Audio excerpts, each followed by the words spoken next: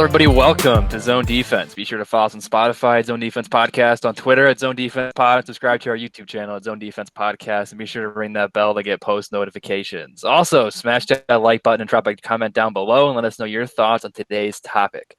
Today, Chris Roman and I are diving into our preview of the wild card round of the NFL playoffs. Now, typically, it is just called Wild Card Weekend, but because of the expanded playoff this year, the NFL is branding it as the Super Wild Card Weekend. Not a joke. So this will definitely be a super exciting episode. How's it going, guys? I'm good, Drew. I'm glad we're in the playoffs. Even though one game's on Nickelodeon, I'll be tuning into that one for sure. But anyways, not only did you actually win our pick'em, Drew, but you actually won every game you split on and had an incredible 15 in 1 week. So congratulations. Thank you. I mean, I won't take the full credit because if you go back to the episode, I don't want anyone to call me out. I did say on several picks, if you can kind of look, here's our picks from last week. I said several times I'm only picking this team because you guys aren't picking the team. I think I said that about New England, Washington. Those might have been the only two. But yeah, so those are just the benefit of you guys being wrong, but I also would have been wrong in a normal week. So I won't take the full credit, but definitely was great to go 15-1, finish the season off on a high note. Sorry, Chris, I know you were literally in the front all the time. I wasn't wearing my Tom Brady jersey today, but I unfortunately think this might be the last Browns week, but I feel like I was like the comeback kid last week and was like Tom Brady, my idol, and came back and beat the Atlanta Falcons. Chris Cheatham. Yeah. Thanks for that. I appreciate it. But yeah, that was a tough defeat. Congratulations to you for a really good week. It's really sad. I was able to just keep the lead pretty much throughout the entire season. Drew, you had a tie. I looked a couple weeks ago, you tied it up. And then last week I was able to take week 16, I was able to take the lead. And then unfortunately week 17 didn't go my way. But that's what you kind of deserve that when you pick the Jets to win a game, which is the first time all season I did that. And first time anybody picked them. Yeah, was a big time mistake. So yeah, I regret that a lot. Roman, you were with me on that one. It didn't go very well. It looked good to start that game, but just like the rest of my pick 'em, kind of just fell apart. So yeah, I'm ready to get into the news and notes and never talk about this again. So we're gonna go ahead and do that now. Some major injuries, a couple non-playoff ones first. Teddy Bridgewater and Kyler Murray. Obviously Murray's injury was pretty much, I would say, the main reason why the Rams were able to get the job done. But also, John Wolford is an absolute stud and deserves just so much credit for that win. He was unbelievable in that game. Jared Goff, my opinions on him, but it is still a massive game time. It sounds like game time decision potentially, but maybe he's just not going to play in general. I'm not really sure how that's going to go. Goff, I'm going to expect him to miss this week because he's still coming off the finger injury. Not sure how they really haven't said anything about it besides that they're not going to tell us who the starter is. So it's going to be interesting to see how that goes. Roquan Smith with the elbow injury, Olivier Vernon, Vernon definitely going to be out with the Achilles injury. Looking doubtful that Roquan Smith plays as well. Mike Evans, which this injury looked really scary on the field because this was non-contact. You could see he's in the end zone. He kind of dropped a pass that was like a routine grab for him, and he just grabbed his knee, and that looked like a season-ending injury too. But it looks like he's actually going to play, I think. So big for the Tampa Bay Buccaneers, as I like to quote them. But Donovan Peoples-Jones, another injury for the Browns in what is going to be a terrible week for them in terms of just off the field stuff with the COVID issues and stuff. We'll obviously get into that when we get into the game. But yeah, DPJ most likely going to miss this week with a concussion. Unfortunate for him. Showed some flashes of some big plays this year. The former Michigan standout wide receiver there. But Jamal Adams as well. He's also potentially going to miss with a shoulder injury, but that one's up in the air still. And then DeAndre Baker, practice squad member of the Kansas City Chiefs, played a little bit last week. Unfortunately, a broken femur, which is a rare injury and a big-time injury for him. So he will not be available for any playoff game for the Kansas City Chiefs. Luckily, their team and secondary looks really healthy for the most part, besides Clyde Edwards-Helaire, Tyreek Hill, a couple minor injuries there. They may be back after the bye week, though. So some big injury news this week. Going to be some more next week with at least the Kansas City Chiefs. So we're definitely going to get into that. We'll update you guys on that for next week as well. But we'll go into the next one now. Some big coaching news. couple of these very inevitable. One a little bit surprising, but another guy that I expected they would probably fire. But Jets fire Adam Gase. That one we kind of knew was coming. He A, couldn't win a game, then B, couldn't lose a game. So he really can't do anything right here. Basically, just tanked. Both somehow tanked and then untanked their season. So it's a really impressive work from Adam Gase. I'll give you my a prediction at the end of this. I've kind of brought it up to both Roman and Drew, especially Roman. Me and Roman were talking about it a couple of days ago, but I'll talk about it after this. And then Jacksonville Jaguars fired Doug Marrone. This one was kind of inevitable too. I mean, he's just has had little to no success there lately. And then the LA Chargers fire Anthony Lynn, which came as a little bit of a surprise because it sounds like they've backed him for a while, but at the same time, he's a lot of mental mistakes. This team has a ton of talent. They can't win games.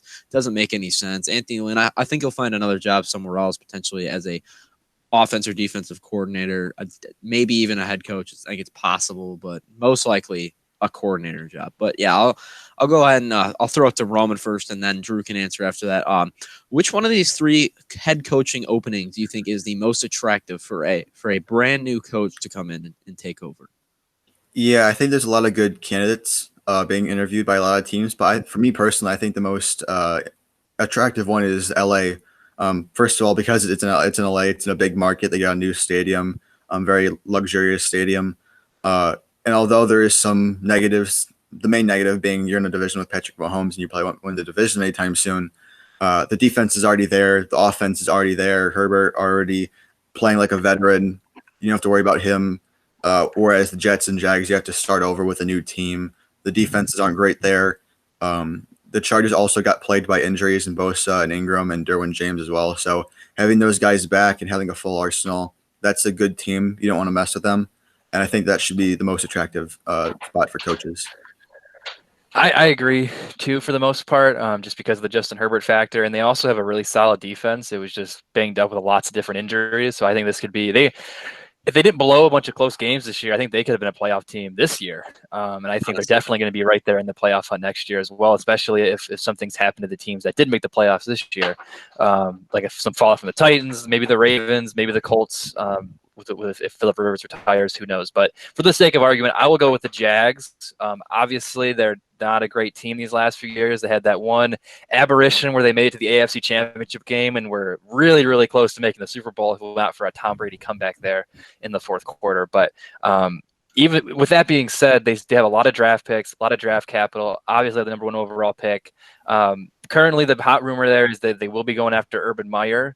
And if they do that, it will be interesting to see if they, instead of taking Trevor Lawrence with number one overall pick, if they take Justin Fields instead, which will be really, really interesting with the Ohio State connection there. I doubt they do that. If anything, they trade down, but there's definitely some interest there if Urban Meyer ends up going there as the head coach. But on top of that, they also have a ton of cap space. They got some interesting pieces there in DJ Chark, James Robinson, the defense. They got Josh Allen. They got some guys there as well. It's a very young team, but with the Jags, I think there is a shot possibly. But I ultimately I'll go Chargers, but I think the Jags are right there in second place as well.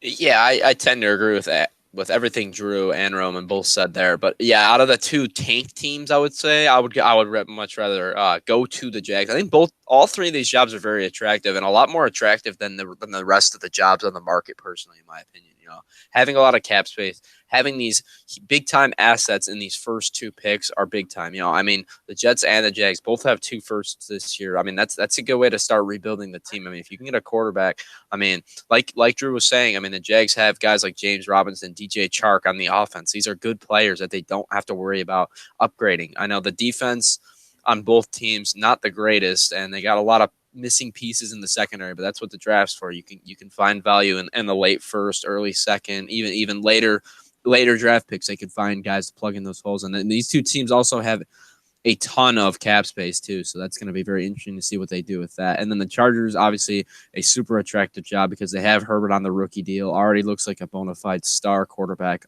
Unlike my opinions in the offseason where I didn't think he was going to be very good at all. He's been a stud. Totally made me look like an idiot, but that's fine. He's very fun to watch.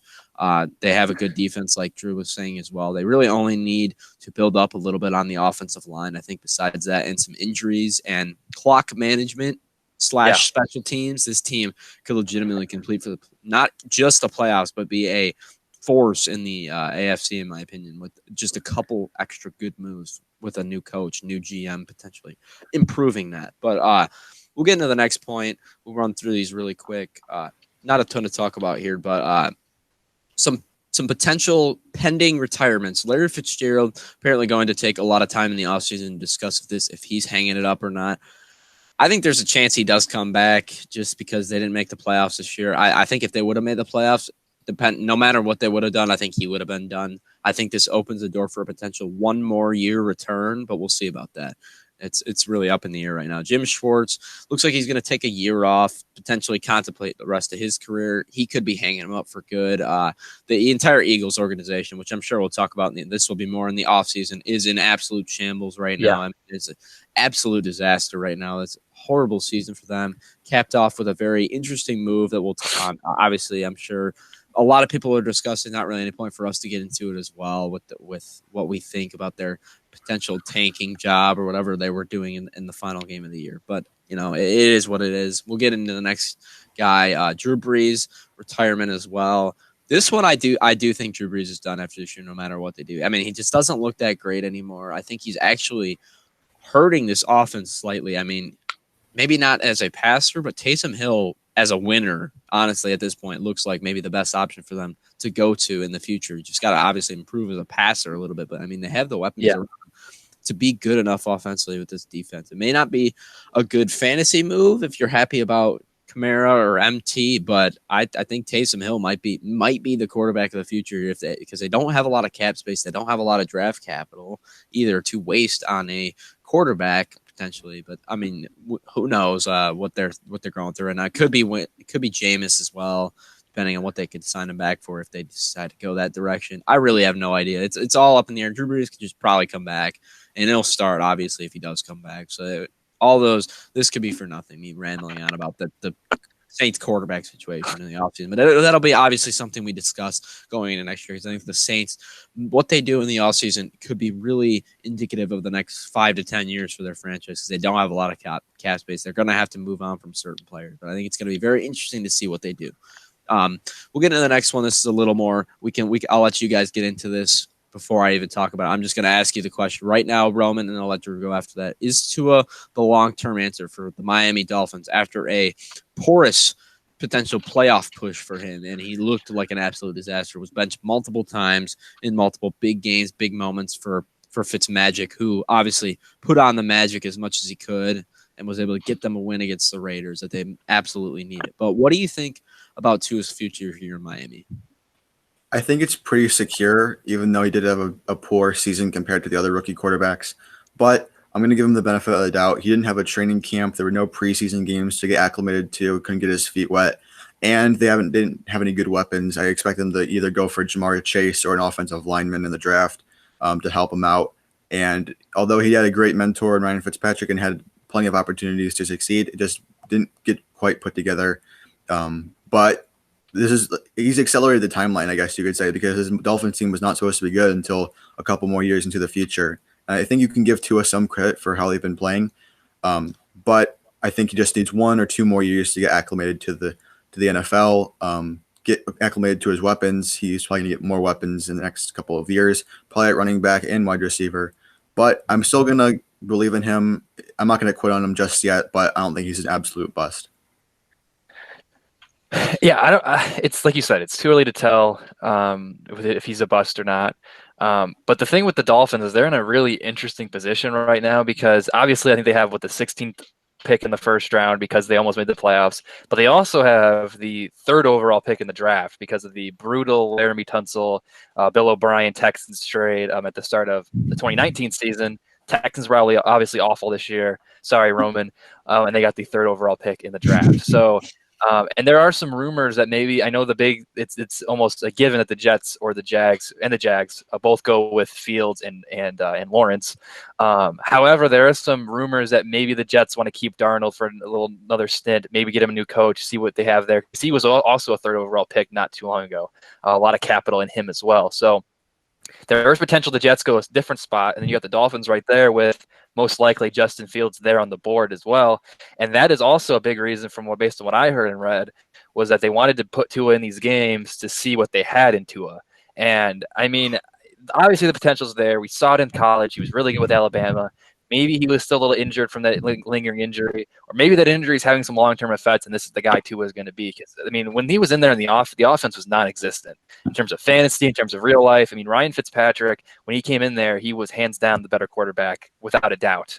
Over Tua. I mean, he just short passes nonstop, took a bunch of brutal sacks. Yes, he's a young quarterback. Yes, it's training camp. But like I said, the Dolphins are in a really interesting spot right here where they could move off of Tua if they don't like him, or maybe they like Fields a little bit more, trade him for where his stock is still really high because of all the things that you mentioned there, Rome, all the extenuating circumstances that hopefully will not be in play in the 2021 season. They could trade him, get something good back in return, while also getting a young quarterback still. So from like a team building standpoint, I almost like that more, because then you still get the young up and coming quarterback in Justin Fields while also getting some other assets in return for still a top prospect in Tua Tagovailoa. So really, the Dolphins right now, like this whole season, they were playing with house money. Everyone expected them to be brutal. They were actually almost a playoff team. They're doing the same thing this year, because thank you to Bill O'Brien for helping the Dolphins out here. They have 2 top picks. They can really help this team. I think they're already going to be a playoff team in playoff contention next year easily. And if they do use these picks right, maybe even use Tua right, it could really help. But it's concerning to me for Tua's sake in Miami, because Miami did come out, or there were some rumors going around that the reason they kept playing him was because they wanted to see what they had in him, because they knew where they were going to have a top pick in this year's draft because of the Houston thing. So it is a little interesting there to see what will happen with Tua, because he definitely did not help his stock. If anything, he lowered it drastically because he really did not look great. But obviously, there might be some behind-the-scenes stuff going on, along with the lack of training camp, the weird situation, all that stuff. So it'll be interesting to see. Yeah, I mean, Tua, obviously compared to what Burrow put up before the injury, and as well as Justin Herbert, and even flashes of Jalen Hurts when he came in, did not look super impressive. He did still have 11 touchdowns, 5 interceptions. It didn't look great down the stretch, obviously. Did not play very well. But I think that also had to do a little bit, I mean, maybe because he's limited still as a passer, whatever. I think he's got a lot of arm talent, but that's just me. It could have a little bit to do with Cham Gailey just calling a totally different playbook for him. I mean, he's a rookie. You have to factor that in. Rookie quarterbacks, there's been some outliers lately. I mean, Kyler Murray looked really good last year, but even his touchdown rate was like extremely, like 2.5%, which is ungodly low for a quarterback. Like these quarterbacks don't come in and just are absolute superstars right away. I know like Baker Mayfield came in, was awesome, then sucked the following year. Like you got to give these guys time. I don't think they're going to – I think there's a chance they take a quarterback if things go a certain direction. You know, I think it's possible. But I think in a nutshell, it would be very dumb for them to take a quarterback. They should re-sign Ryan Fitzpatrick, but give the reins to Tua to start the season. Let him have a full offseason. Hire an offensive coordinator that's going to, build around him. They obviously don't have great weapons either. Devontae Parker's an okay receiver, but he's not. I mean, Drew loves him, but he's not some superstar receiver. He's a really good number 2 guy and a mediocre number 1 guy. But if they bring in a Devontae Smith, a Jamar Chase, I think that's a sexy pick for them, and I think that's a move they need to make. I mean, this is a team, in my opinion, without a ton of holes on either side of the ball. I mean, they got some obvious offensive line concerns to a couple positions on the defense of the front 7 that can be improved, but their secondary is good. They have a lot of depth around the board in general. I think this is a team, like you said, playing with house money this year. Tua really wasn't. He was in the game more as a luxury than a necessity or anything. I think they need to give him another season with the reins, just try to revamp the offense, build it around him, let him air the ball out, because he really does have a lot of talent. He showed it. He showed flashes early on when he came in. I mean, I know he had some statistically bad games, but if you looked at him against Kansas City, he looked pretty good against them. After that, it went downhill, but in that game, I thought he played really well, and he dueled with Patrick Mahomes for a little while. And I mean, this could be a potential team they have to get over the hump if they ever want to make a Super Bowl with him. So I mean, he did look good in that game for most of it, and I think for the future, he's still the guy, but it is somewhat concerning that he didn't come in and ball out like Herbert, like Burrow, and like besides the last game, Jalen Hurts mostly balled out as well, more as a runner, but in general was helping them compete and win games. But it's going to be interesting to see what this team does in the offseason because they have cap space, they have picks. Very interesting for sure. But typically I would agree with you in that they shouldn't go quarterback because they just took a quarterback last year. But like I said, the Dolphins are in a really weird spot where they have two top lottery picks basically in the first round, and they could trade Tua to a team like the Falcons at 4, like the Lions at 7, the Panthers at 8, the Broncos at 9 that are in need of a young quarterback, get another young quarterback as well as another asset, and then also get a receiver and some offensive line help all in the first round. So I think the Dolphins, usually I would agree with you guys because you shouldn't give up because you should give these guys time, especially in a year like 2020. However, the Dolphins are in such a great spot right now with all their draft capital, with all their great trades they've made over the years, that they can do both basically. They can have a young quarterback while also addressing the other holes with top caliber draft prospects as well. But I think the Dolphins and the Eagles are going to be the two top teams to watch here in the offseason. But it's going to be a really interesting offseason for almost every team, I think. Yeah, it definitely is. No doubt about it. But we'll go ahead and get into our next point because, obviously we're going to talk about all this in the offseason. We got plenty of stuff going into the draft. Obviously, we'll talk about just with every team what we expect them to do and stuff. But we're going to revisit the MVP. We're going to narrow it down, back down to the quarterbacks. Obviously, shout out to Derrick Henry. Obviously, Devontae Adams as well. These guys definitely deserve some love.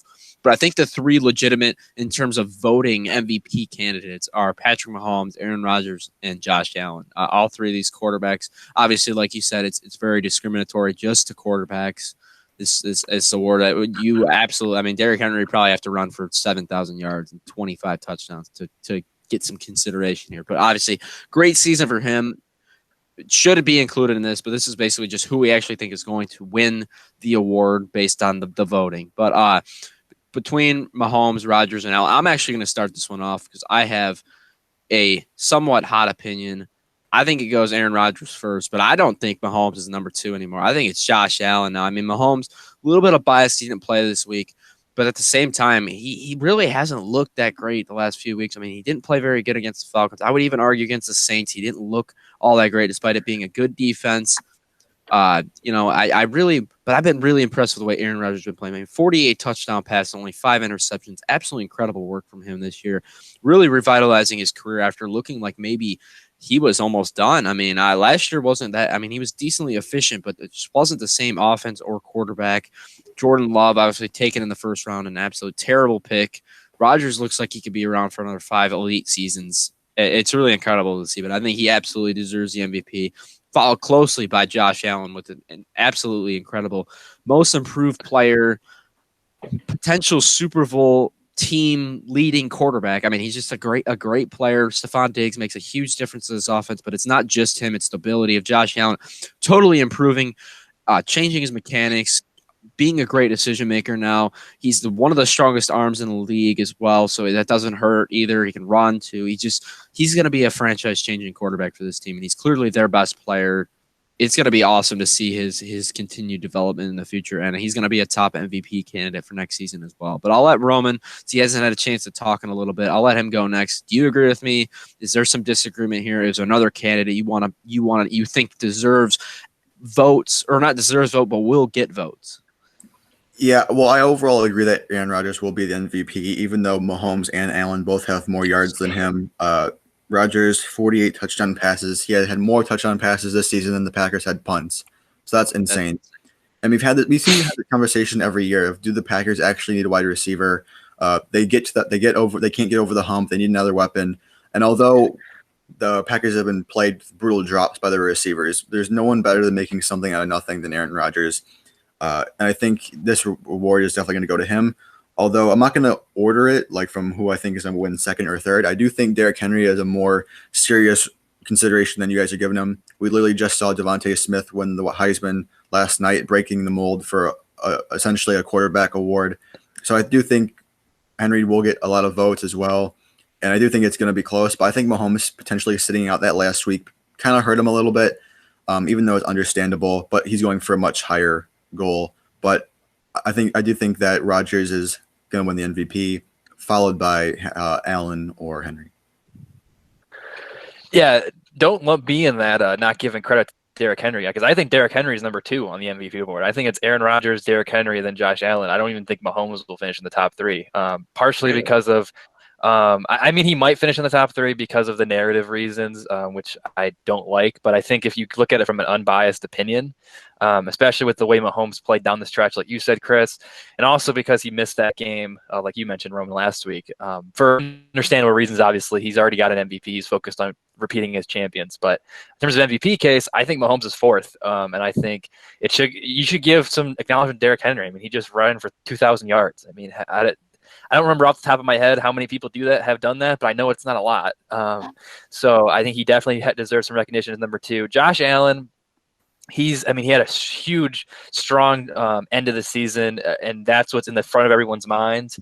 However, you do have to look at the fact that he did have a lull there in the middle of the season, and I think Aaron Rodgers was good for pretty much every game except that one game against Tampa Bay, and then the second half of the Indianapolis game, and even that game he wasn't awful.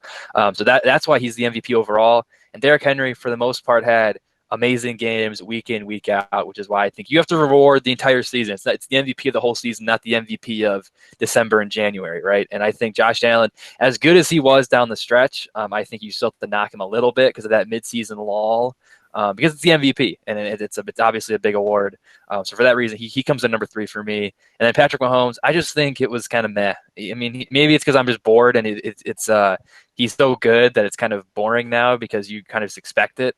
Kind of like the LeBron, what happens with LeBron in the NBA and in the MVP is you just get kind of bored with it.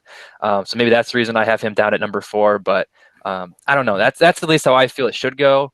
But it wouldn't surprise me if Mahomes gets more votes, maybe even squeaks out MVP just because of how much people love him and how much media attention he garners week in and week out. Yeah, I mean, that's definitely fair. Obviously, I agree with what you guys were saying. Derrick Henry, a fantastic season as well. Clearly deserves love, and probably even should have been in our names there. But at the same time, like we said before, it is a quarterback centric award. Yeah, it's interesting to see guys like Russell Wilson, Kyler Murray, kind of fall out of the running though. But I'll let Roman go ahead. He's waving his hand. He really wants to talk. Go ahead, man. Yeah, one player though I do want to give a lot of credit to, even though he probably won't win the MVP, is Matthew Stafford. Oh, Adrian Peterson. I'm just kidding. I was going to say Deshaun Watson led the NFL in passing yards and actually literally had nothing to work with. Trying to make something out of nothing, he literally had nothing to work with and was on an awful team. And if you're talking about, it's a different conversation whether it's like the most valuable player to the team or whether it's just the best overall statistical player. Watson is definitely the most valuable player to the Texans because without him, they'd be nothing. Even worse than what they were actually. Yeah, and that's another. I know again with this more in the offseason, but that's another interesting head coach vacancy position right now because you got when you get the quarterback right, it's a lot easier, and they obviously have the quarterback right. And I think even J.J. Watt issued an apology yesterday to Deshaun Watson for wasting one of his prime years, which is really cool. And that would be maybe I'm going all in on Houston in 2021. Maybe I'll pull a Roman because they're going to be motivated for sure. But yeah, that's another. I'm glad you mentioned him because he had a really good season, but it went unnoticed because of how bad the Texans were, obviously. Yeah, that's definitely fair. Do you guys want to get into the matchups now? I would love to jump into the matchups here. So, let's do it. As we mentioned at the top, I did end up with a regular season pick'em, so I will be making the first selection for each of the weeks. So if the guys want to avenge their regular season loss, they can easily pick against me. But I think for the most part, these are pretty chalk games. They're going to be close games, I think, but each game has, for the most part, a clear favorite. So we'll start with the AFC. We'll start with the Colts taking on the Bills. This would actually be the first game of the super wild card weekend, on Saturday at 1:00. The Colts taking on the Bills. This might be Phillip Rivers' not only his last playoff game, but also his last game in the NFL ever. I think he's probably had a Hall of Fame worthy career. So it'll be interesting to see if the team can rally around him and get him one more big playoff victory. Because with him, he's always had the regular season stats, but never had the playoff stats. But for the team as a whole, Jonathan Taylor has been really beasting out these last few weeks. I think he had over 200 yards and 2 touchdowns, I believe, last week. The defense hasn't been as dominant, but it's still been really, really good. So I think they'll be able to put up a nice fight against the Bills, who are the 2 seed. who absolutely destroyed the Dolphins last week when the Dolphins had everything to play for. And even a lot of time, I think for the second half, for the most part, they had Matt Barkley, who was still just tearing them up. The defense looks good. It was a little bit of a weak spot at the beginning of the year. It's peaking at the right time. This is a team. Chris has the hat on. I know the Bills. They're like the Super Bowl favorite now. A lot of people have them beating the Chiefs and making it all the way to the Super Bowl. So this is a hot team. They're peaking at the right time. I do think it's going to be a close game. I think people are maybe sleeping a little bit on the Colts. But ultimately, I do think the Bills are going to emerge victorious and start maybe their march to the Super Bowl, which I believe would be the first time since the 90s that they made it to the Super Bowl.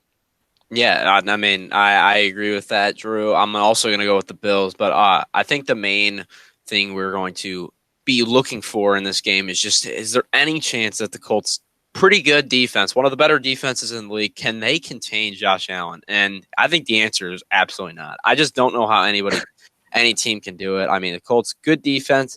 They're going to give it their best effort out there, try to contain him. I just don't see how Phillip Rivers is able to compete with Josh, or able to, beat Josh Allen in a shootout in this game. So it's going to have to come down to that defense getting some stops. Obviously, for the offense of the Colts, Jonathan Taylor playing extremely good football right now. After looking like the perennial bust of the fantasy community after the first half of the season, absolutely, he rose from the dead in the Undertaker meme, and has been absolutely dominant in the second half. Ended up as the running back 6 for the year. Well, this isn't a fantasy podcast, but obviously that correlates a little bit to how good he's playing in real life as well. He's finding holes, he's breaking tackles. I think he's going to be a big part of the offensive attack, obviously, for the Colts in this game. The Bills have absolutely no running game, so it's all shouldered on whether or not Josh Allen can feed his weapons like he's been doing pretty much all season. I know, like you said, had that lull in the middle of the season. That could be a potential, if he plays like he did in the middle of that season, that stretch he played, it could be a problem for this team big time. Because, I mean, the Bills defense, like, they've been playing better lately, but it's still not a incredible defense. I would say is definitely the weaker unit of the two defenses. But I think it's going to be a good game. But I'm going to go with the Buffalo Bills as well. And it looks like Roman agrees. I'll let you jump into it, though. Yeah, I guess I'll just preface all my picks by saying there's definitely a way that any one of these teams can win. I think all these games have the potential to be close, but the Bills have been playing out of their minds recently, and although the emergence of Jonathan Taylor will give the Colts a great chance, I think Phillip Rivers is going to be the downfall and the reason they lose this game. Because although the Bills' defense hasn't been great consistently the whole year, I think they're going to step up this game. They had a pick six last week. I think they're going to get a couple turnovers. Josh Allen, obviously, in the MVP conversation, as we just mentioned, he's going to go off. Diggs is going to have a great game as well, and I do think Buffalo is going to win. Yeah, I think the one problem with the Bills would be just that the Colts, they have a really good defense, as we already mentioned. And if you remember last year's playoff, where that was the Bills-Texans game, that was just probably my favorite playoff game of the year last year. It was absolute chaos. Josh Allen throwing crazy laterals left and right, everybody losing their minds. The Bills lost that game.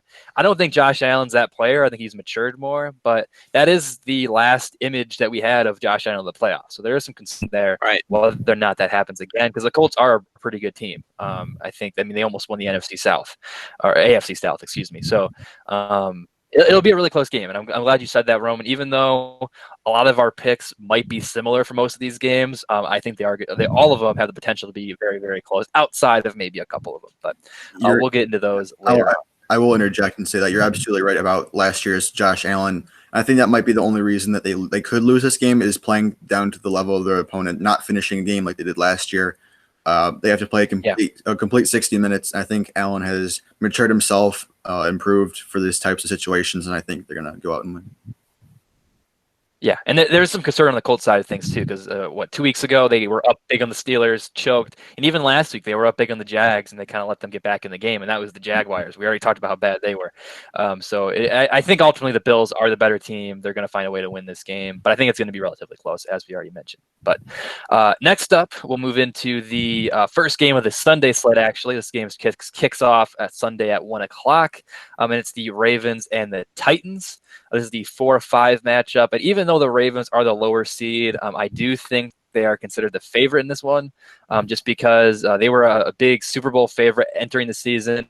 Got off to a really brutal start. Mid-season, it seemed like they really hit rock bottom, but then they've really started to pick up the speed here as of late. really starting with that win against the Browns, and then they've just had really, really good from there on out. Big reason for that was Lamar Jackson. They still have injuries, but Lamar Jackson's been really good. J.K. Dobbins has been really good. Des Bryant's been finding the end zone left and right, seems like. So they are peaking at the right time, which is kind of the opposite of last year's Ravens team, who finished 14-2, best team in the NFL, and then they ended up losing in the first round, or the second round, excuse me, because they had to bye against the Tennessee Titans. So this is actually a rematch, and the Titans, their offense is great. They got A.J. Brown. They got Derrick Henry, as we said, he's an MVP candidate, rushed for over 2,000 yards. Ryan Tannehill has had a career season, proved last year wasn't a fluke.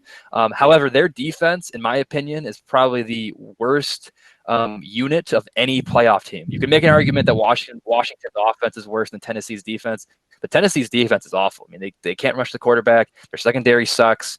So I have some serious concerns there, especially with a high-flying offense like the Ravens. So ultimately, like I said, it is an upset.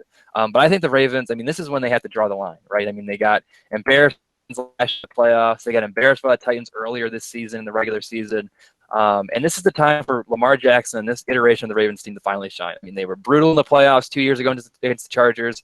As I already mentioned a couple of times, they had a huge collapse last year against the Titans.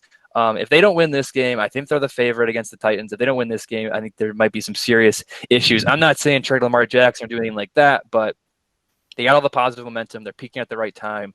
This is the time that Lamar Jackson finally has to show up, and this team has to finally show up in the playoffs. But Chris, what do you think about this win?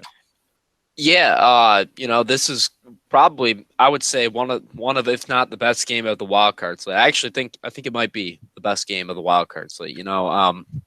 It's a rematch from last year's playoffs, a super interesting game. I mean, the regular season, they had a really good fight as well. The Titans had the walk-off touchdown with Derrick Henry to end the game. It was a monster run. I mean, he's just an absolute force, and he will be the reason they win this game, in my opinion, if they do. He's such a force, like we were saying, in the MVP candidate. Honestly, Tannehill as well, in the MVP back-end conversation as well. Both guys are playing really good football right now, but ultimately it comes down to the Titans defense. They were able to contain Lamar Jackson last year and mostly for the game they played this year as well. But Lamar also wasn't playing very good football. Now he's playing very good football. He's running more. He's been explosive. He's getting Marquise Hollywood Brown the ball as well. It's been going a lot better for him lately. And I mean, he's not throwing for a ton of yards, but he's really starting to play good football, in my opinion, and winning football. This team is on fire right now. If the Bills weren't out there, I would say this is the hottest team going into the wild card round of any of these teams. But I'm going to go with the Ravens in this one and what I expect to be an extremely good game and probably the game I'm the most excited for. I think it's going to be an absolutely incredible game for both sides. And I'm excited for whoever the winner is. I think they have a good chance to move even further into the playoffs, despite playing against a really good team in the Chiefs, most likely. Yeah, I'm going to very hesitantly pick the Ravens as well. Last time these two teams played earlier this year, we all picked Baltimore and they lost. And then they also lost to Tennessee last year in the divisional round, as Drew said. So it's obviously very concerning, even though we've kind of said the past couple of weeks that the Ravens have played their best football this season. They're the hottest team going into the playoffs. But as you've seen twice already, the Derrick Henry and the Titans are their kryptonite. And even going back to the divisional game last year, Lamar Jackson put up nearly 500 yards of offense by himself, and they still lost. So, Lamar Jackson could go out and smoke it, but Derrick Henry is going to be a tough opponent. And, the Titans offense as a whole, they can put up 40 points any day. And once again, it'll all come down to whether Lamar is a good quarterback in the playoffs. He hasn't had his first playoff win yet. I'm going to very hesitantly pick the Ravens, but I think it could go either way.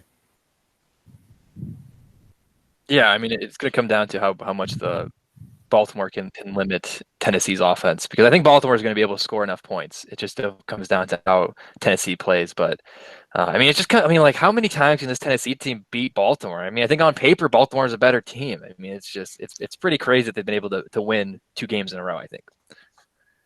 So, Chris, you mentioned that the Titans and Ravens was actually the best game on the slate. And I think this next game, the Browns-Steelers, had the potential to be the best game on the slate. And for that reason, they did put it in the Sunday Night Football slot, 8:15 Sunday night. However, unfortunately for the Browns, they will be without Kevin Stefanski and several other of the coaches due to COVID-19. Also, I think it was yesterday, Jedrick Wills and Rashard Higgins were caught drag racing in downtown Cleveland. So I don't know what that's all about. They're probably going to play. That's also just kind of crazy. And I think Cleveland is the definition of a team. And I got my Brown stuff on. I will be cheering for them in this game. They're the definition of a team who's just happy to be here, right? I mean, they hadn't made the playoffs in 18 years. So congratulations to them. Congratulations to their fans. Unfortunately, I think it's going to be a very early exit because it doesn't seem like their heads are in it. They don't have most of their coaching staff. Which is very unfortunate. But they still do have Baker Mayfield. They still have a really good running game with Nick Chubb and Kareem Hunt. They do have some receivers, hopefully being back outside of DPJ. But they looked okay last week against the Steelers team that did not have most of their starters playing. However, it is a little concerning, though, that they were up big and then they let Mason Rudolph mount a comeback that was really a 2-point conversion and arguably a pass interference call away from being converted, and then they go into overtime. Who knows? Maybe Pittsburgh wins, and maybe Cleveland's not even in this game at all. So a little concerning there. Your defense has been solid with Myles Garrett, but it's still not a great unit. With Pittsburgh, very similar. I mean, they obviously started 11-0, ended up finishing slowly down the stretch. But I did like what I saw in their Indianapolis win a couple weeks ago. Last week's a little weird because they didn't have a lot of starters. I did like what I saw in their Indianapolis win, though, because they got down big. It really felt like that was rock bottom for them, and they climbed themselves out of that hole, won the game, ended up winning the division, and allowed them to get a much-needed quote-unquote bye week last week. So I think Pittsburgh has the better defense, has the better offense. I will be honest, I was going to pick Cleveland in this game just because I really like Cleveland, but with all their losses, all their seems like just distractions, it doesn't really seem like they're entirely focused on playing the game. I think you got to go with the Steelers in this one. They've been there before. I think this could be a very big learning lesson for Cleveland because obviously they're a very young team. I think this could be a building block going into the next season if they want to make kind of like a Bills emergence. Because last year the Bills made it to the playoffs, lost in the first round. Maybe next year the Browns kind of follow that same path, lose the first round this year, then become a really, really good team next year. So ultimately, I think the Steelers are going to win, but I think it could be a close game. But I think, unfortunately, there's just too much stacking up against Cleveland.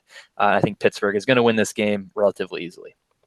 Yeah, and I noticed that you said this could be a learning piece for them going into next year. I think this is going to be a learning piece going into next week because they're going to upset the Pittsburgh Steelers this week. I'm going with the Cleveland Browns in this game, more as a hero pick more than anything. Maybe more likely that the Steelers win, but the Steelers really limped into the playoffs, in my opinion. I really just don't think Big Ben looks that great. I know he had the bye week. That could be a resurgence to him. Maybe they figured out the offense, but they can't run the ball. They really can't throw the ball either. Their defense has looked penetrable as well, too. And Nick Chubb found some holes last week. Kareem Hunt, obviously, as well. They don't have their coaching staff. They don't have much working for them right now. But Baker Mayfield thrives in chaos. I think he's going to go off this week. I think this is the Baker week. I think he's going to have a big-time game. I mean, he's got Jarvis Landry. He's got his weapons back from the COVID list from a couple weeks ago. Still look good in that game, to be honest. Maybe without Higgins, but, I mean, he's not like an insane receiver, so I don't think it's that big of a deal. I really do think their offense is good enough to get this done. I mean, it really depends on how big of a loss the coaching staff is, however many coaches are going to miss the game. Obviously, Stefanski there is going to be a problem not having him there, but I think they have a chance to win this game still. Maybe it's an upset pick, but I wanted to go a little bit off the board here. We've all picked the same teams. I thought maybe we'd split on the Titans game, so I decided to executively make the decision to cheer for and also pick the Cleveland Browns in this game. I really want them to get it done, and I think they have a chance to do it despite the odds against them. Yeah, in all honesty, these two teams played last week, and I picked the Browns. I would have picked the Browns even if they did have Pittsburgh did have their starters. Just how much I believe in Cleveland, which is I'm going to pick them this week as well because I think they're going to have the weapons to win. Drew, it's looking kind of weird for you because you're the only one wearing Browns gear and you didn't pick them. But we can't forget that a healthy Pittsburgh team. This is the same team that lost to Washington, lost to Buffalo, lost to Cincinnati. This team isn't flawless, and I think the Browns can take advantage of that. They have the great weapons, running game as well, and the defense is going to step out because I don't think all of a sudden one bye week is going to make Roethlisberger an MVP type player again. They're still going to look how they were before, and I think this is a good time for Cleveland to capitalize. Yeah, I mean, I'm genuinely surprised that I'm the only one picking this. This is a pretty easy game. Of the AFC picks, I thought this was by far the easiest one to pick. Just because Cleveland, I mean, we saw just a couple weeks ago, we're Lions fans. We saw them get embarrassed on national television when they lost their entire coaching staff. And I think Cleveland's in a very similar spot this week. And I mean, Kevin Stefanski might win the coach of the year. So what'd you say? They actually have the talent, though. That's very true. But I don't know. Yes, Pittsburgh has a bye. Yes, Pittsburgh. I'm not going to pick Pittsburgh if assuming they win this game. I'm not going to pick them to win next week, most likely. But at the same time, they almost beat him last week, and they didn't even have Mason Rudolph. And Cleveland's going to be having even less this week, so that can't be denied, I think. So I feel again. I'm a Browns fan. I'm going to be rooting for the Browns. Maybe this is just that bias coming in that I think Cleveland's going to lose just because that's what Cleveland does. But I think this is going to be a pretty easy win for me, if I have to say. And then, of course, maybe if Baker, if you're watching this, I hope you clip this and hope you put it up on your bulletin board, and this is his inspiration for you to go out and win. But that's probably not going to happen. And I think Pittsburgh, I think this is going to be an easy win. I don't know. Maybe I'm just blind. Maybe I'm an idiot. But I think this is going to be an easy win for Pittsburgh. But who knows? So next up, I'm sorry. You can go. You can go ahead. I was just going to say, I hope they get the job done. Me too. Honestly, I do too. I think it'd be amazing. I mean, Cleveland almost burned to the ground last week because they made it to the playoffs. Who knows what'll happen when they win a playoff game? It's very comparable to, I think, what'll hopefully happen whenever Detroit finally makes the playoffs and maybe even wins the game. Who knows? But yeah, I'm more interested in watching this game already than I even was before. So it'll be fun to watch. But we'll go over into the NFC now. This Rams-Seahawks matchup, which will be a rematch from 2 weeks ago when the Seahawks beat the Rams in just an absolutely ugly football game. This will be the second game of the Saturday slate, starting at 4:40 p.m. And these are two teams which I love this matchup because I feel like the Seahawks' obvious strength is their offense. The Rams' obvious strength is their defense. So you have those two strengths going at each other, and then it really come down to the Rams' offense versus the Seahawks' defense, which are their two understandable weaknesses.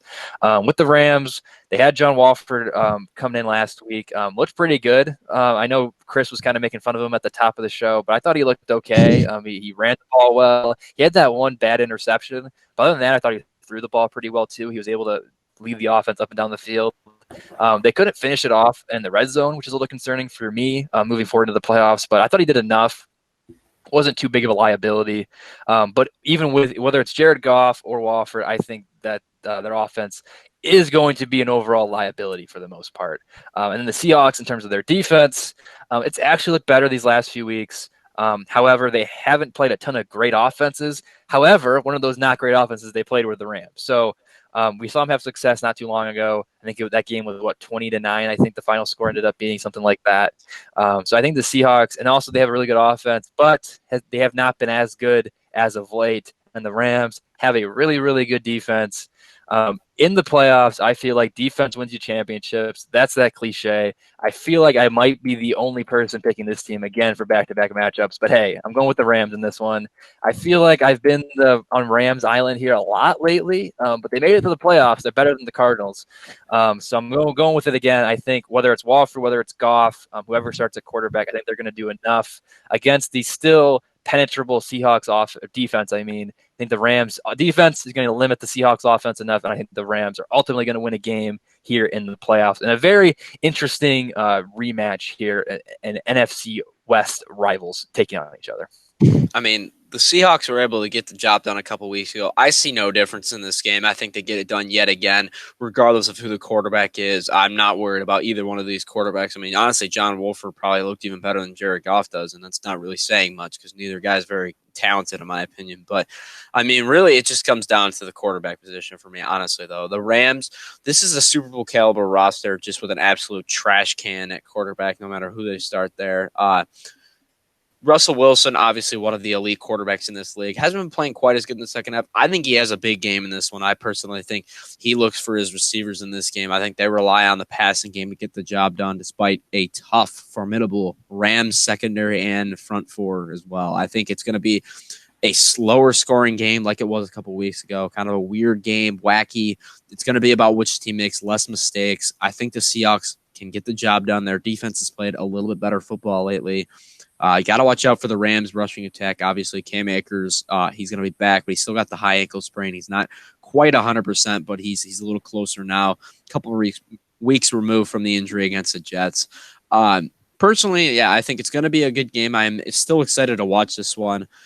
Lower scoring, kind of more of an ugly game. That's more of the recipe in the playoffs, more than offense, like in the regular season. So I think this is going to be one of those grinded out games where the Seahawks can get the job done, maybe in a 21-14, 17-14 game. But I think they're going to edge out the Los Angeles Rams. And fortunately for me, because I'm not a big Rams fan, but unfortunately for the few Rams fans out there, eliminate your team from the playoffs again and just continue the hangover after that Super Bowl defeat to Tom Brady a few years ago.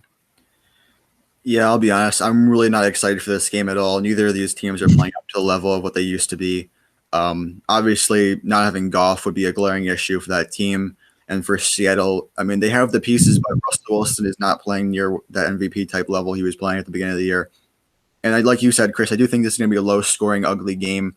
Seattle only won their playoff game last year, 17-3 against Philly. So that could be somewhat similar, although I do think the Rams get a couple touchdowns. And although I've been on the Rams bandwagon the whole year, I was the one who predicted them to go for the furthest in our division deep dive.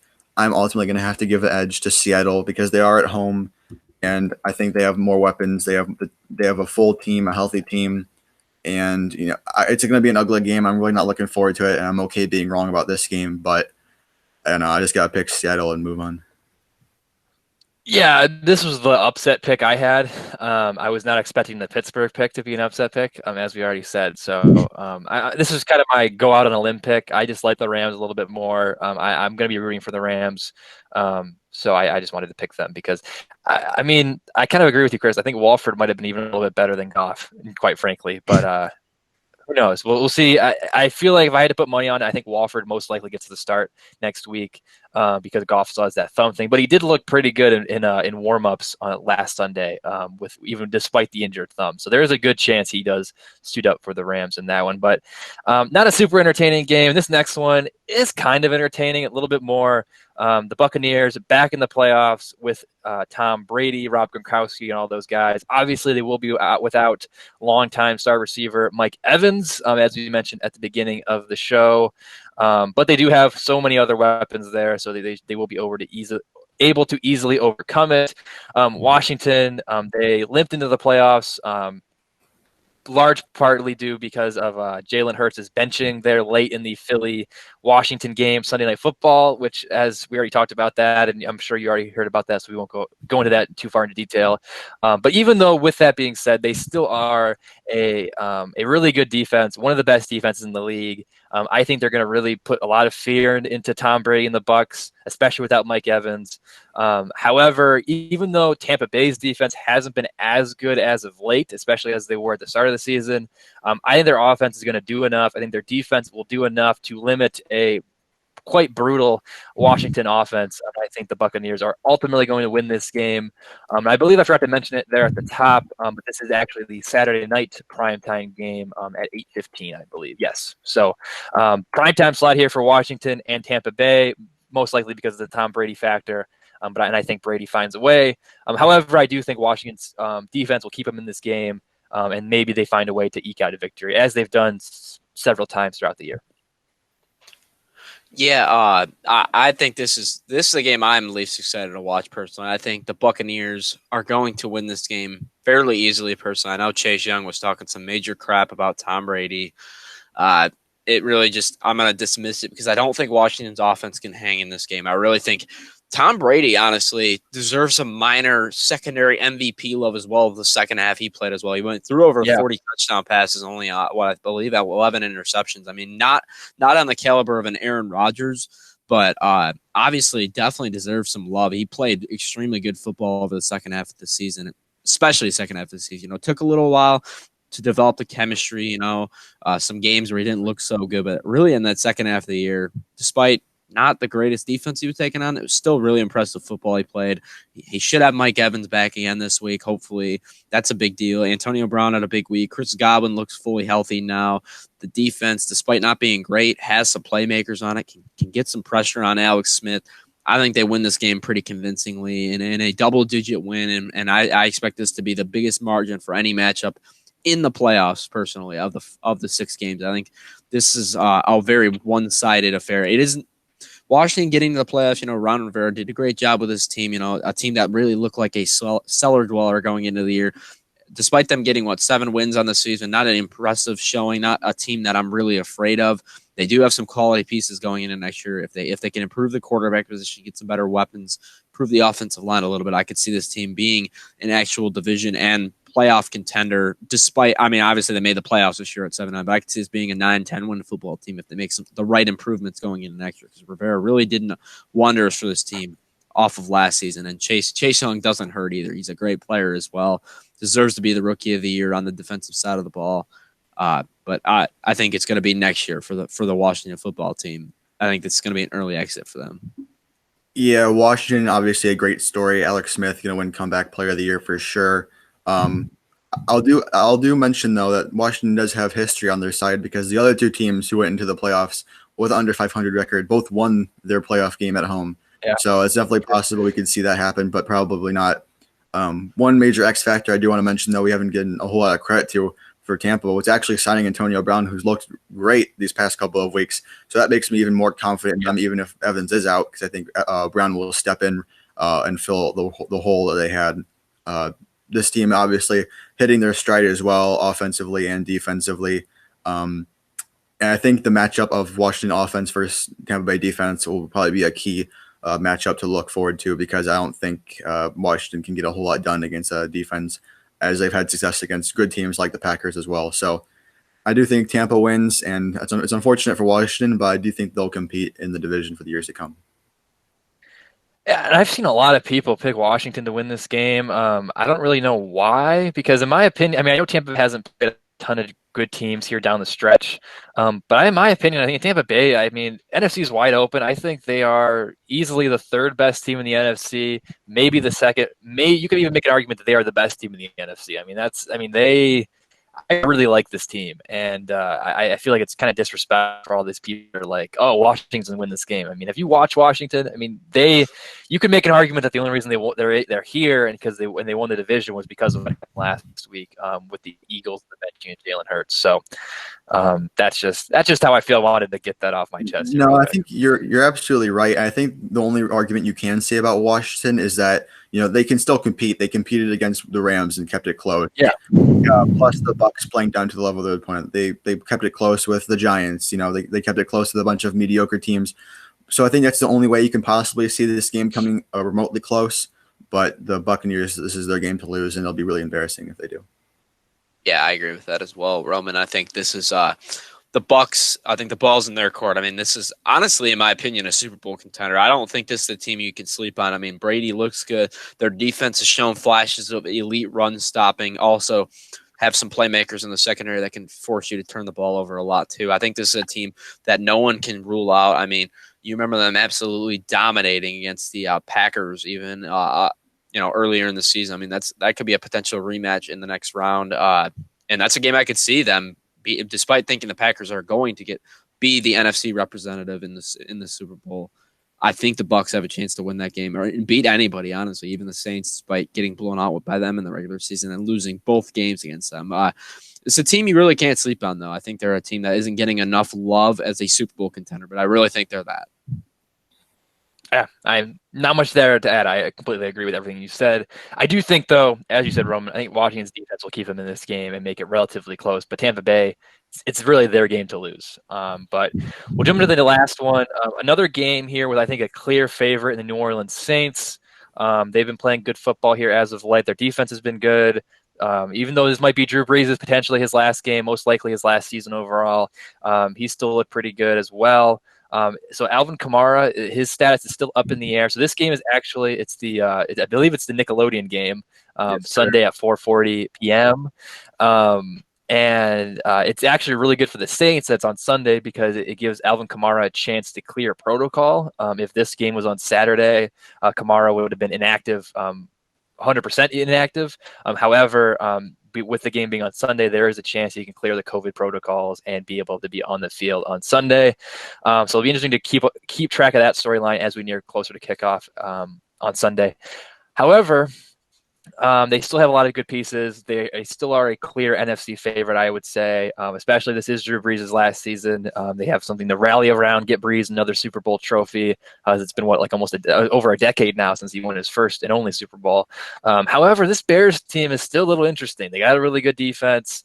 I would say they're a slightly better version of Washington because their defense is equally as good. And I have a little more interest in their offense, right? Trubisky has looked okay, still not great, still not good overall, but he's looked at least better. It was a very low bar to pass. I think he's at least looked better here in recent weeks. They got David Montgomery, they got Allen Robinson, they got Jimmy Graham, who's always able to find the end zone. They kept it interesting against the Packers last week. I know the score looked like a blowout, but they were in that game down the stretch, and the Packers just scored a couple late touchdowns to make it look worse than it really was. So I think it's going to be a close game. I think it's going to be a lot closer than people expect. It would definitely not surprise me if the Bears pull off an incredible upset, and I really, really want to pick them because I think that could be a cool pick. And as we saw last year, the Saints got upset by the Vikings in the first round, but I don't think it's going to happen again. I think the Saints are going to find a way to find the Super Bowl here, especially if it's Brees' last season. They've had the best team, arguably, in the NFC the last 3 years. There was, of course, the last year the Vikings upset and the Rams brutal pass interference call that cost them the game a couple years ago. I think they're going to find a way to sneak into the Super Bowl here, and I think we could be seeing a potential NFC Championship game between the Saints and the Bucs, which I think will be really entertaining. But that's for another week. Chris, who do you think's going to win this one? Yeah, I mean, the Saints on paper look like the better team. Here we go. I am going to pick the Chicago Bears and continue my apparent Bears homerage in this game. I think Kamara not the difference between Kamara playing and not playing is a big difference. I think if he does play, I think the Saints will win, but I expect him not to personally. I don't know if he's going to come off protocol in time, so I'm going to go with the Bears in this one. I think Brees has looked horrible. I really do think the Bears looked good last week, despite losing that game. I thought they played really hard in that game, and the Packers were able to kind of pull off the win in the end of that game. But I think it was a lot closer than the score indicated. I mean, this is an 8-8 football team. You don't know what version of the Bears you're going to get, but Trubisky's ability to move around in the pocket. I mean, you could see Jalen Hurts a few weeks ago. Obviously, Trubisky not quite as mobile as him, but he gave the Saints defense some problems with his mobility. I think that gives the Bears a slight advantage there. And David Montgomery playing some good football as well. Allen Robinson, a great receiver. And the Saints usually choke in the playoffs. And I'm not a fan of the Saints at all either. It's an underrated team that I haven't really expressed that I don't like at all. I think this is a boring team to watch, despite them being really good. They're really boring to watch, in my opinion. They've perennial chokers in the playoffs. I would say at this point they could get that label now. At least in the last few years, they haven't been anything special. They've been losing to the Vikings multiple times. They have problems with this division, clearly. I mean, if they played the Lions in this game, I'd probably take them. But, I think the Bears, they have a shot in this game. I mean, the Roquan Smith injury, that's a big deal. If he doesn't play, I think that's also a big deal. But they can get pressure on Brees, who hasn't looked good in any game so far he's been back in. And it's been all the Kamara show pretty much every single game. I don't know if MT is going to be back either. That's remains up in the air. I haven't seen really any updates on him playing in this game or not. I'll look for that while Roman gets into his pick, but I'll let you go now. But I think the Bears have a shot to win this game. I wanted to mix it up a little bit on our board yet again, taking the Browns earlier. I'm going to take the Bears in this one as well. I think you're definitely onto something with your Saints talk. I know I'm kind of feeling the same way because even though they have a good record, they're just not exciting to me. And although they can probably easily make it back to the conference championship, I don't really see them as true contenders. I don't really see what the it factor with them. But I will be taking them this game. But like you said, there's definitely a way for the Bears to win. It depends what kind of Brees we see as well, because he's had good games, he's had bad games, and Trubisky is kind of riding in on a hot streak. So it's definitely possible. But at the same time, I think the history the Saints have in recent years of choking in the playoffs, losing to teams in the first round that they shouldn't be losing to, I think that ends here, especially in a year that you could probably see Brees retire. So they want to end on a hot note for him, and they'll start here. Yeah, and honestly, Chris, I'm glad you picked the Bears because I was very, very close to picking the Bears. Maybe if we didn't differ on so many before, I would have been more inclined to pick them. But I think it is going to be a close game. I think this is a game that a lot of people are overlooking, and we got to give the Nickelodeon audience a good game, right? We got to. So I think it's going to be a good game.